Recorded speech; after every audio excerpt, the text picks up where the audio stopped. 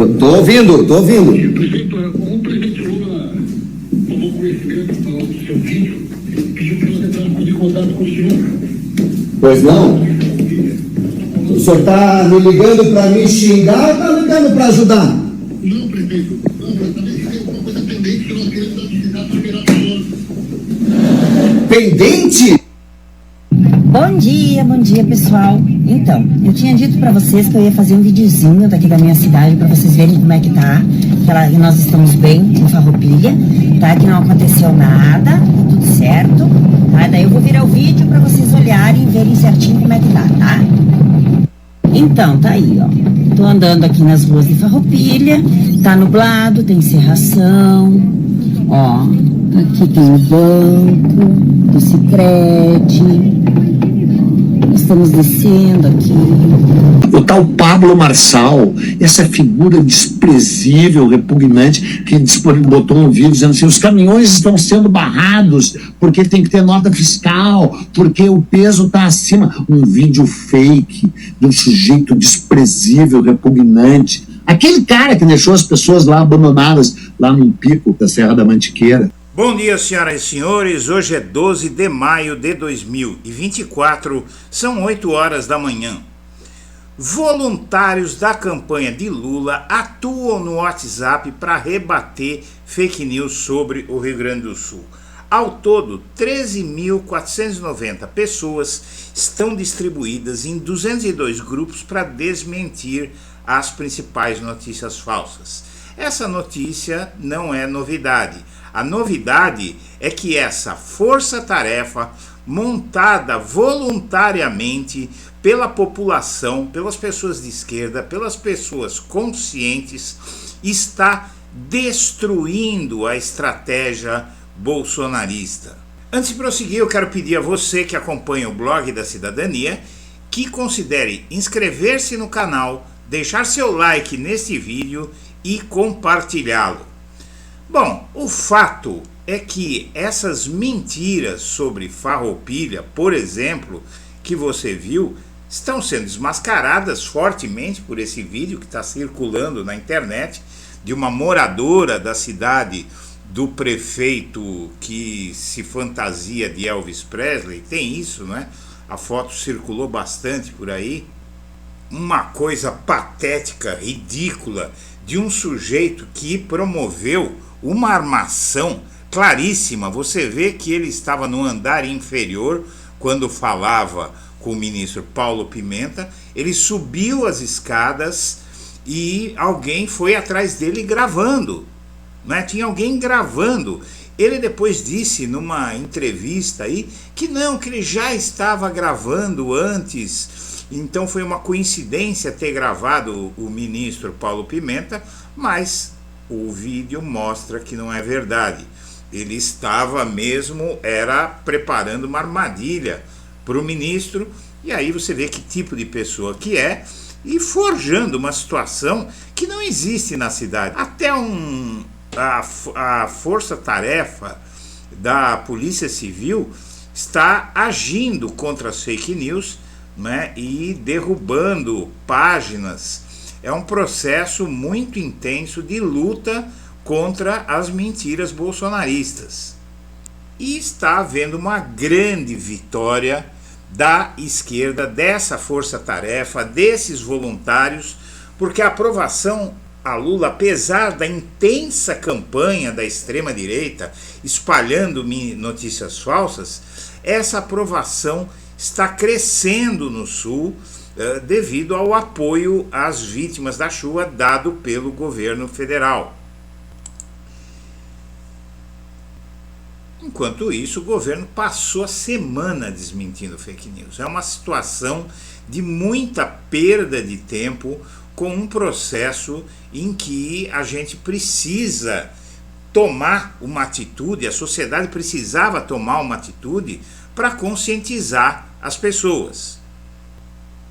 E algumas dessas fake news, elas foram extremamente prejudiciais para o trabalho de resgate. De que forma isso aconteceu, ministro? Por exemplo, no último domingo houve uma fake news de que 8 ou 9 pessoas tinham perdido a vida na UTI de um hospital E rapidamente se espalhou que a causa disso foi um pedido de socorro não atendido pelo Exército. Isso foi tão forte que nós tivemos que mobilizar, tirar equipes que estavam no resgate para irem para esse hospital. E quando chegaram lá, não era verdade. Houve uma mobilização de homens para cobrir o que seria esta falha de atendimento. Chegaram lá, foram hostilizados pela população que havia acreditado nas fake news.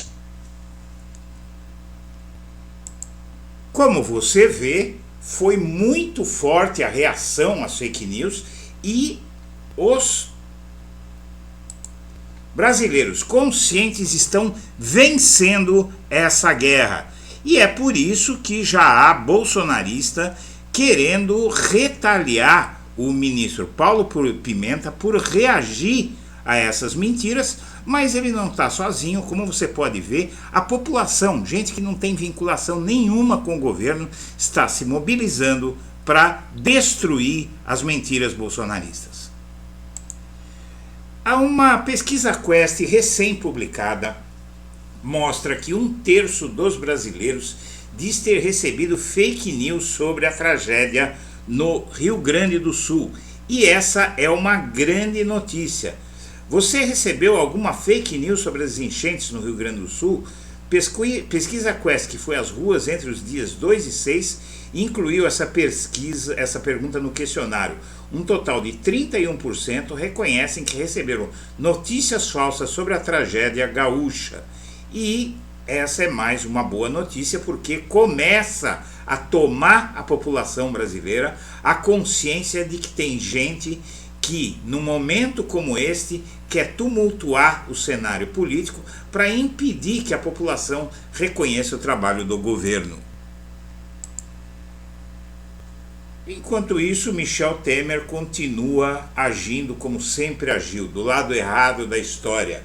Ele equipara a situação do Lula e da oposição bolsonarista, não é, a atuação de Lula e da oposição bolsonarista, e dizem que os dois são igualmente culpados pela polarização. E como se acaba de ver na matéria sobre a tragédia no Rio Grande do Sul, não é verdade.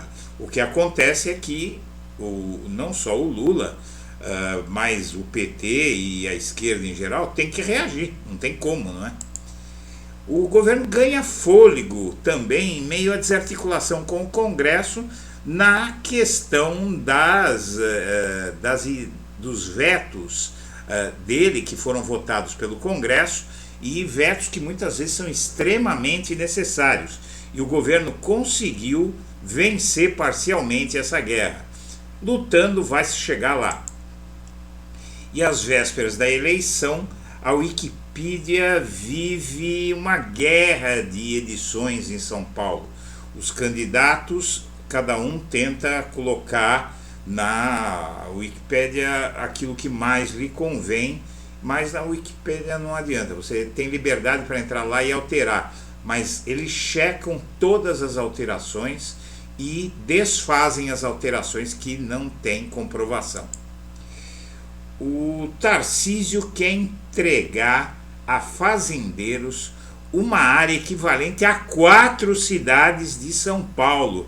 Doar desconto de 90% para comprarem terras baratinho. É isso que dá à população votar na extrema-direita. Tática para lidar com Bolsonaro e polarização divide lideranças do PT. Há uma disputa interna dentro do PT entre reagir e não reagir aos ataques bolsonaristas. A Gleisi Hoffmann, atual presidente do PT, e o PT em si, querem reagir duramente aos ataques bolsonaristas, enquanto que uma ala ligada ao presidente Lula, esse é o Edinho Silva, que deve ser o próximo presidente do PT, do lado direito da tela, eles, inclusive o Lula, eles são partidários de não dar bola, deixar o bolsonarismo falando e mostrarem os feitos do governo. Isso significa, na verdade, é ficar na defesa. O Lula não precisa falar, mas o PT tem que falar. Só que o PT está falando, mas não está falando da forma certa. O PT precisa reagir Mas antes tem que ter uma estratégia de comunicação, sobretudo na internet. Não adianta o PT ir para a briga com o bolsonarismo tendo uma força muito maior nas redes. Então é preciso que o partido, que é um partido experiente, descubra uma forma de se fortalecer na internet. Lira vai consultar o Colégio de Líderes sobre urgência para votar projeto que barra o aborto legal. O aborto legal, ele acontece, por exemplo, quando uma mulher é estuprada, ou quando o feto, o embrião, a criança que a mulher carrega no ventre, tem uma má formação, tem um problema sério, que sabe-se muitas vezes até que a criança vai nascer sem cérebro, vai sair da mãe e vai morrer no minuto seguinte. E há um projeto, por incrível que pareça, para obrigar mulher, por exemplo, a ter filho de estuprador. Morre a deputada Amália Barros, você vai se lembrar dela, é uma que a Michele fez tirar o olho de vidro durante um evento bolsonarista, e ela morreu de inúmeras complicações. Ela perdeu o olho esquerdo por problemas de saúde, teve uma contaminação, teve que remover o olho, e a saúde, o organismo dessa mulher a atacou de uma maneira impressionante. Uma mulher jovem, né, bonita, e aí é um ser humano que partiu de uma forma terrível, em meio a muito sofrimento. Enfim, que descanse em paz. Deputadas mães ganham visibilidade e direita mobiliza maternidade para a pauta conservadora. Em resumo, é o seguinte: a direita ela tenta usar gravidez e filhos para atacar políticas de aborto, que são uma necessidade das mulheres, que todas as mulheres de todas as classes sociais, inclusive as evangélicas, fazem muito evangélicas, católicas, todas fazem quando é necessário. Só que algumas podem fazer em boas clínicas, com toda a segurança. Outras, pobres, vão para a mão de açougueiros. Senhoras e senhores, eu agradeço a atenção e deixo meu abraço para todo mundo.